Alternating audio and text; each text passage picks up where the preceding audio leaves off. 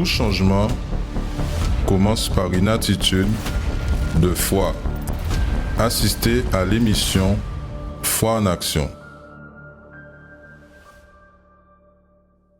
Bonjour à tous, soyez les bienvenus à notre émission Foi en action. J'espère que vous allez bien. À toutes les personnes qui nous accompagnent et qui nous permettent de pouvoir entrer dans votre maison, pouvoir entrer chez vous et pouvoir vous apporter une parole de foi, une parole de courage, une parole de force. Peut-être vous êtes une personne que vous traversez par beaucoup de problèmes. Vous traversez par de diverses situations difficiles en ce moment. Peut-être vous êtes quelqu'un que vous nous accompagnez et vous vous sentez seul même, abandonné. Peut-être les personnes qui apparemment devaient être à côté de vous, devaient vous aider.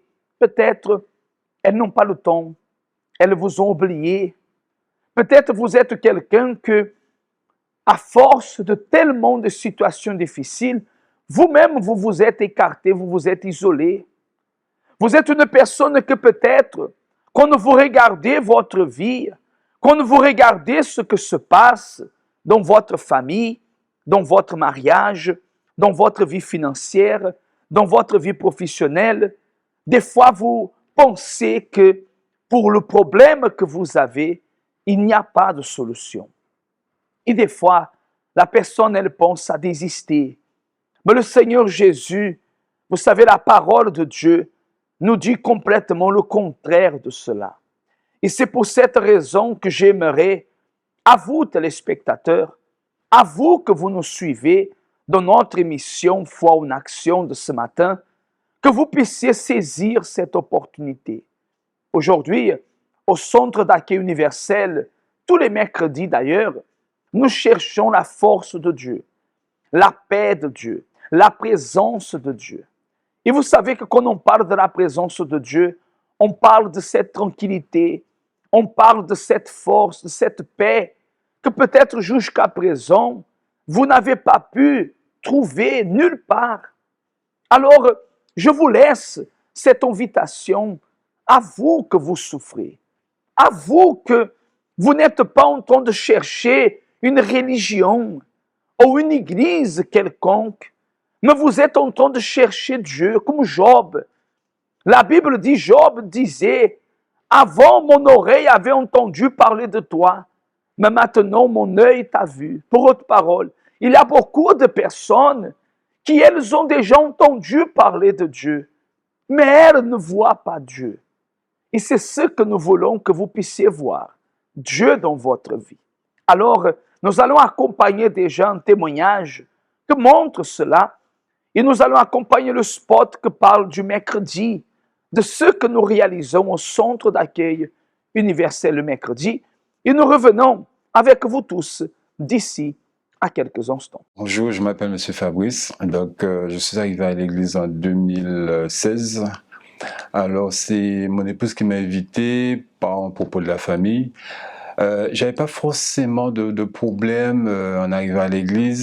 J'avais des amis, j'avais une famille, mais je sentais quand même que j'avais un vide à l'intérieur de moi. Je m'en rendais pas compte, c'est en venant à l'église, donc j'étais venu particulièrement pour la vie financière, mais j'entendais tout le temps le pasteur qui parlait du Saint-Esprit. Bon, je connaissais pas du tout ce que c'était que le Saint-Esprit. Il disait que la réunion la plus importante, c'était le mercredi. Et je sentais quand même que par rapport au Saint-Esprit dont il parlait, il y avait quand même un vide à l'intérieur de moi. Mais je résistais. Je me lançais pas forcément pour la recherche du Saint-Esprit. Je me penchais plus pour la vie financière, pardon. Et donc, du coup, pendant 3 ans comme ça, j'ai lutté pour la vie financière. J'avais des bénédictions financières, mais il y avait quelque chose qui n'allait pas. Il y avait toujours un vide à l'intérieur de moi. Et Dieu m'appelait à chaque fois, à chaque campagne d'Israël, à chaque jeûne de Daniel pour prier pour le baptême du Saint-Esprit, jusqu'au jour où une campagne d'Israël, Dieu m'a parlé. Là, je me suis dit, là, c'est pour la campagne, pour le baptême du Saint-Esprit. Il fallait que je me lance. quels que soient les problèmes que j'avais à côté, là, je me suis dit, là, c'est pour le baptême du Saint-Esprit. Parce que j'étais fatigué d'être tourmenté par des mauvaises paroles, par des oppressions. Donc, j'avais envie d'avoir cette paix que j'entendais dans les témoignages. J'avais vraiment envie de me sentir libre de ces oppressions. Donc, du coup, je me suis lancé complètement dans cette campagne d'Israël pour le baptême du Saint-Esprit. Mais Dieu me demandait quand même aussi de pardonner, parce que j'avais commis des erreurs dans mon mariage, donc Dieu me demandait de pardonner. Et c'est vrai que j'avais résisté, j'avais toujours résisté, mais quand j'ai compris vraiment l'importance du Saint-Esprit, là j'ai dit, je me lance. Quel que soit, je mets tout de côté, finances, famille, je me lance pour le baptême du Saint-Esprit. J'ai participé à la campagne d'Israël en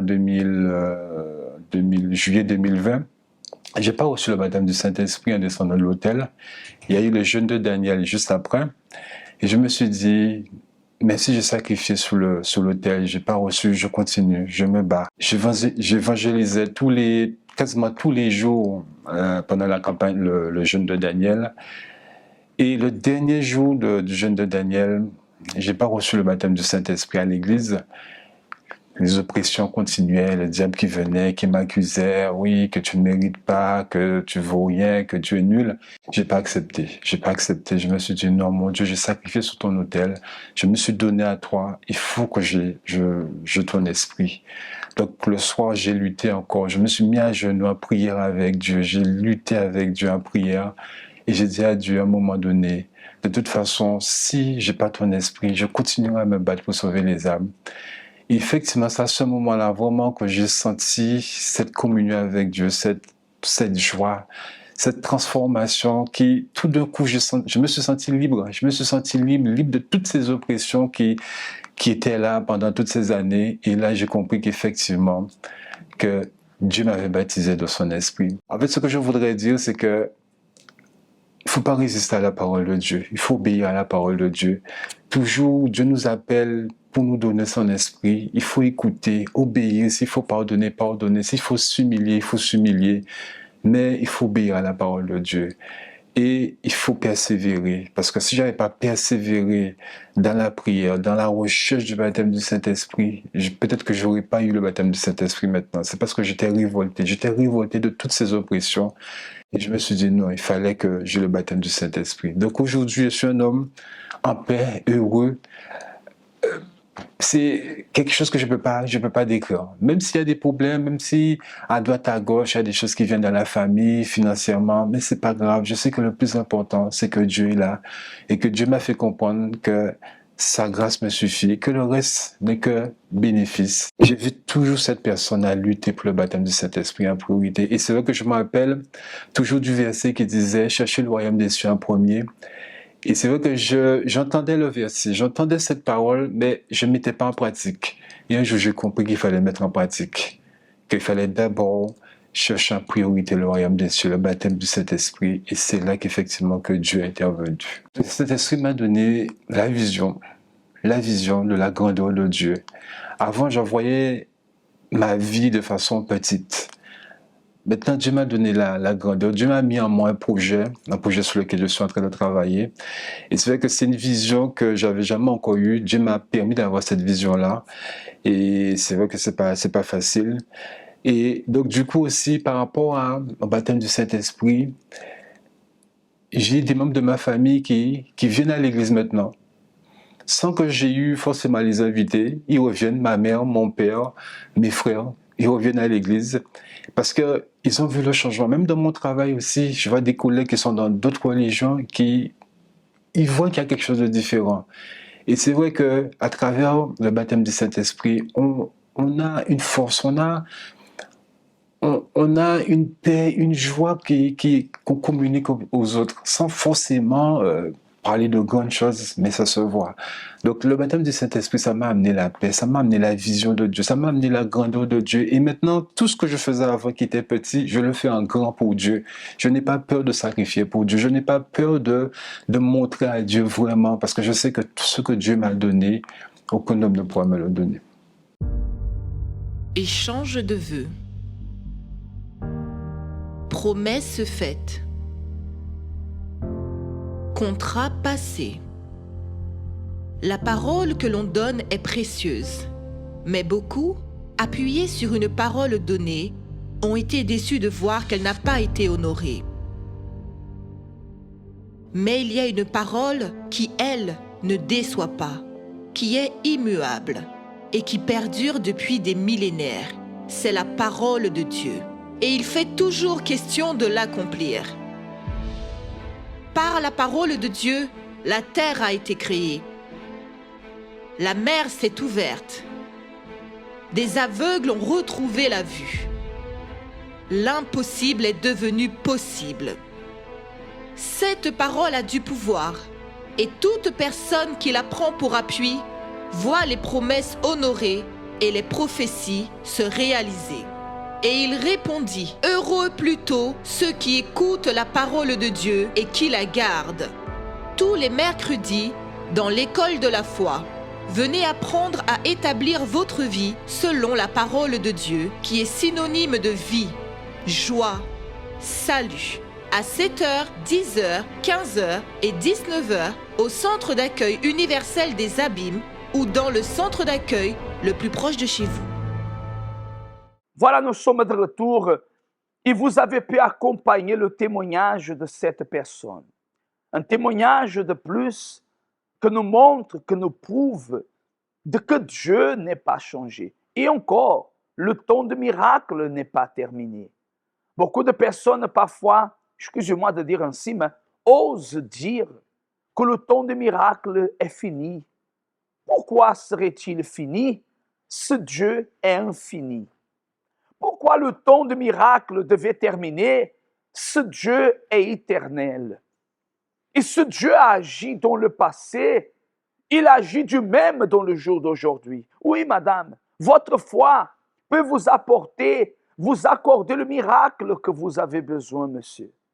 Votre foi, si vous la placez en Dieu, si vous utilisez cette foi, ce n'est pas seulement dire j'ai la foi, mais à partir du moment que vous faites usage de cette foi, et qu'on en dit faire usage de la foi, un exemple, par exemple, c'est quand vous, par exemple, vous sortez de chez vous et aujourd'hui, vous décidez de dire, je vais aller dans cette église, je vais aller dans cet endroit.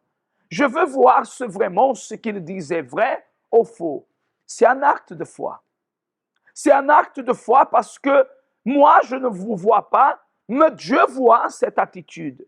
Dieu voit ce que vous êtes en train de faire. Et parce que Dieu voit ce que vous êtes en train de faire, il va certainement, sûr et certain, agir en conséquence de votre attitude. Le problème de beaucoup de personnes, vous savez, c'est qu'elles méprisent à elles-mêmes. Elles se méprisent à elles-mêmes et elles croient que Dieu aussi la méprise. Dieu ne vous méprise pas. Dieu ne vous a jamais oublié. Dieu, il veut changer votre histoire, votre vie, madame, monsieur. Dieu, il veut opérer dans votre maison, dans votre famille. Dieu, il veut changer cette situation, laquelle vous n'en pouvez plus. Dieu voit, mais il attend que vous preniez une attitude, que vous agissez. Et peut-être, ce n'est pas un sort du hasard que vous êtes ici en train d'écouter cette émission en ce moment. Ce n'est pas au hasard que vous êtes ici en train de nous écouter, de nous accompagner et de suivre cette émission. Peut-être c'est la réponse à votre prière ce soir. Vous avez prié peut-être hier soir en disant « Seigneur, jusqu'à quand? Où tu es? Montre-moi s'il vous plaît. Donne-moi une direction pour que ma vie change. » Et voici, vous êtes ici en ce moment. Alors je vous invite à venir au centre d'accueil le plus proche de chez vous. D'ailleurs, nous allons vous laisser avec les adresses de nos centres d'accueil universels ici en Guadeloupe, à la Martinique, à la Cayenne. Et nous allons revenir alors ensuite pour pouvoir nous préparer pour la prière. Nous allons réaliser une prière à la fin de cette émission en faveur de vous tous. Préparez déjà un verre d'eau, une bouteille d'eau là où vous êtes. Et nous allons accompagner ce spot et nous revenons d'ici à quelques instants avec vous tous. Ne quittez pas, préparez le verre d'eau, la bouteille d'eau. On revient d'ici à quelques instants. Connaissez-vous nos centres d'accueil universels ici dans les Dômes? Notre siège est situé en Guadeloupe, aux Abîmes, au 6 Morne-Verguin, en face de la Brède.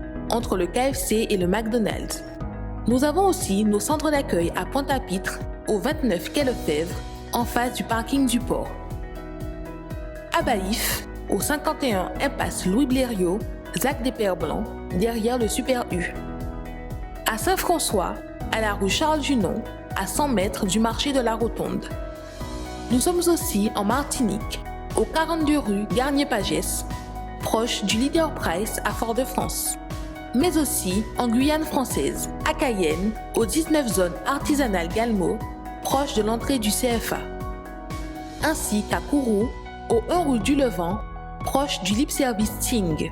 Si vous désirez plus d'informations, vous pouvez nous contacter sur notre ligne AMI au 05 90 28 33 83 ou sur notre WhatsApp au 06 90 55 16 70.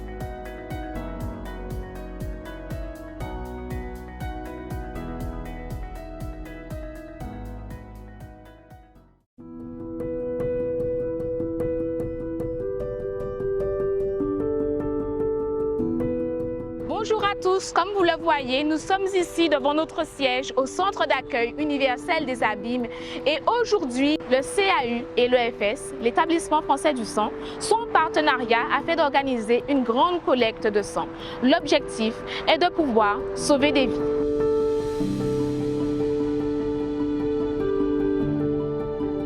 Madame, bonjour.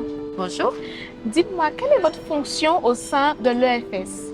Alors moi, je suis responsable des prélèvements. Qu'est-ce que vous pouvez nous dire par rapport à la situation en Guadeloupe, le besoin en sang en fait dans les hôpitaux, dans les cliniques? Alors la situation déjà, une chose qui est absolument regrettable, c'est qu'on ne prélève pas assez en Guadeloupe. On n'a pas assez. On a des donneurs dans les fichiers, mais les donneurs ne viennent pas suffisamment régulièrement. Les donneurs viennent plutôt occasionnellement et on prélève vraiment pas suffisamment pour soigner nos malades de Guadeloupe.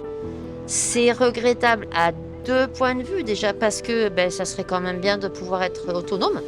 Et l'autre chose, c'est qu'il y a des particularités qu'on appelle phénotypiques sur les globules rouges des Afro-Antillais qui sont très différentes des particularités qu'on va trouver sur les globules rouges des métropolitains, des Caucasiens.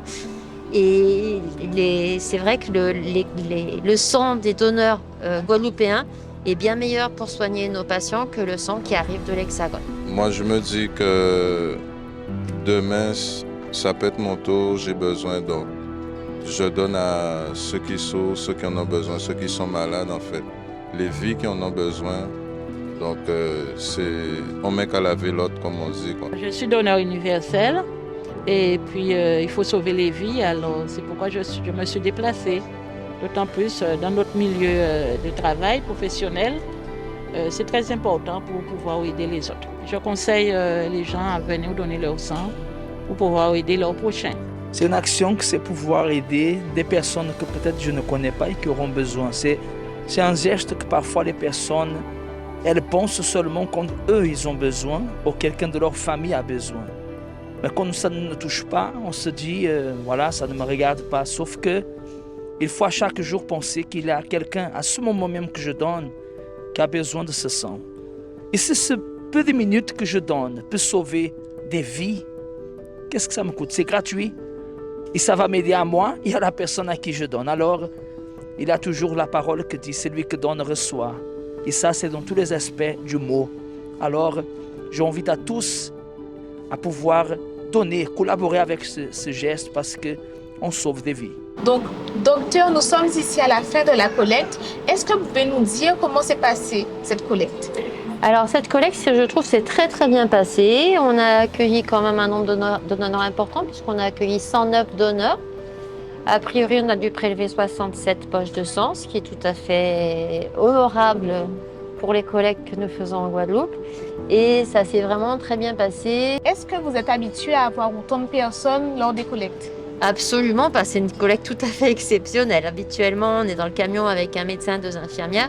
Là, on a déployé un gros dispositif avec 3 médecins, 4 infirmières, 2 agents d'accueil. Habituellement, on n'a qu'un agent d'accueil et puis 2 personnes à la collation. Ça nous permet en plus, s'il nous manque des choses, d'aller faire des ravitaillements. Donc je remercie encore toute l'organisation qui nous a vraiment aidés de façon importante. Donc le jour où on a un proche qui a besoin, on se rend compte à quel point c'est important. Mais il faudrait s'en rendre compte avant, se dire que tous autant qu'on est, si on n'a pas déjà été confronté à la transfusion, on le saura forcément un jour dans notre vie, que ce soit pour un parent, un proche, un ami, même un collègue de travail. Et là, on se rend compte que c'est important, et bien, il faut donner avant.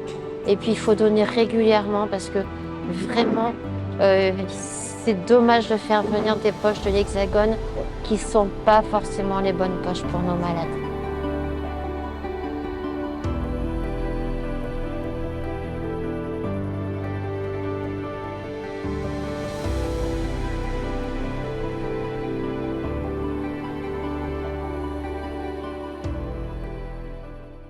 Les preuves, les témoignages, les histoires de vie de ces personnes prouvent que Dieu n'a pas changé. Prouvent que Dieu, il veut agir et opérer dans votre vie. Prouve et montre que Dieu n'a pas failli et il ne faillit jamais. Peut-être vous pensez, je répète, qu'il vous a oublié. Dieu n'oublie pas. Dieu n'est pas un homme pour oublier. La Bible même dit, peut la mère oublier l'enfant qu'elle a enfanté? Et Dieu dit, même si elle oublie, moi, je ne l'oublierai jamais. Dieu, il veut que vous soyez son fils. Il veut que vous soyez un enfant de Dieu. Et pour cela, aujourd'hui, c'est le jour. Nous avons, mes amis, demain, jeudi, la réunion de la thérapie de l'amour. Une réunion qui est concernée aux familles, à la vie sentimentale, aux foyers qui sont en train d'être touchés par les divisions, les querelles, les disputes. Si peut-être vous êtes quelqu'un que vous passez par des problèmes dans votre foyer, alors je vous laisse avec l'invitation pour ce jeudi. Dans notre siège au 6 Morne-Verguin à 19h, nous avons cette réunion pour toutes les familles qui ont besoin d'être reconstruites. Vous allez accompagner ce spot, ensuite le spot de prière, et nous revenons afin d'unir notre foi et de clamer en faveur de vous tous. Découvrez 10 raisons de participer à la thérapie de l'amour tous les jeudis. Première raison, guérir des blessures des relations passées. Deuxième raison, apprendre l'amour intelligent. Troisième raison, se préparer avant de connaître quelqu'un. Quatrième raison, savoir choisir une personne compatible. Cinquième raison, défaire les mythes des relations. Sixième raison, retrouver un amour perdu. Septième raison, apprendre à se valoriser. Huitième raison, restaurer un mariage en crise. Neuvième raison, devenir un meilleur partenaire. Dixième raison, blinder sa relation. Tous les jeudis, à 19h, venez recevoir des conseils pour votre vie amoureuse au Centre d'accueil universel des Abîmes, 6 Morne-Verguin, face à la Brède. Parler avec Bondier, c'est ça nous toutes besoin. C'est lui qui a nous force pour nous arriver à affronter toute difficulté qui viennent contre nous. Pareil en de l'eau, c'est moment à la prière.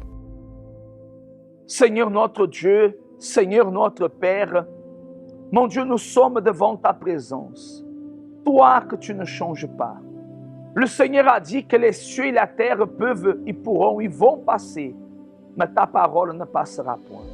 Mon Père, le Seigneur a promis de que, mon Dieu, à chaque jour, le Seigneur nous accorderait ce qu'on aurait besoin. D'ailleurs, c'est la prière que dit, donne-nous notre pain quotidien.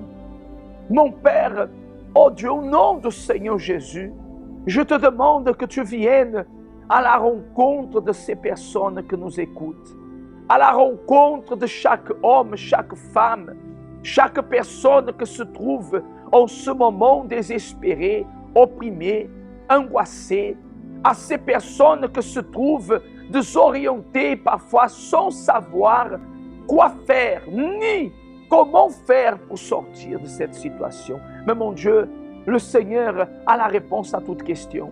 Alors va à la rencontre de ces personnes. Va à la rencontre de ce monsieur, de cette dame. Va à la rencontre de ces personnes que nous accompagnent de leur maison, de l'hôpital, d'un lit, que nous accompagnent de la prison, du travail, là où elle nous suit, que ta main puissante agisse et vienne à son secours. Seigneur, je te consacre et je te présente la vie de tous. Et je consacre aussi cette eau pour qu'au moment qu'elle va boire, elle reçoive vie au nom du Père, du Fils et du Saint-Esprit. Et si vous croyez, dites Amen et dites grâce à Dieu. Qu'ainsi soit-il. Mes chers amis, Dieu est déjà en train d'agir. Buvez de cette eau et soyez bénis par la foi. Au nom du Seigneur Jésus. J'ai ici entre mes mains cette invitation qui se parle la croisade de foi et miracle avec les 12 apôtres. Attention, ce dimanche 23, nous serons le matin en train de déterminer que dans votre vie, rien ne vienne à manquer. Comme dit le psaume 23, le Seigneur est mon berger, rien ne me manquera. Qu'est-ce qu'il manque dans votre vie? Il manque. Ce Dieu est votre berger, ça ne peut pas manquer. Alors je vous invite, 7h et 9h30. Mais ici à Baïf, exclusivement à Baïf, ce dimanche 23, à 15h, nous aurons la présence de 12 apôtres, 12 hommes de Dieu qui seront ici présents afin de ministrer pour vous et pour votre vie la bénédiction de Dieu. Mes amis, la Bible dit, Matthieu chapitre 10, verset 1, « Puis, ayant appelé les 12 disciples, il leur donna le pouvoir. » Ainsi comme à travers les 12, Jésus a opéré des choses extraordinaires.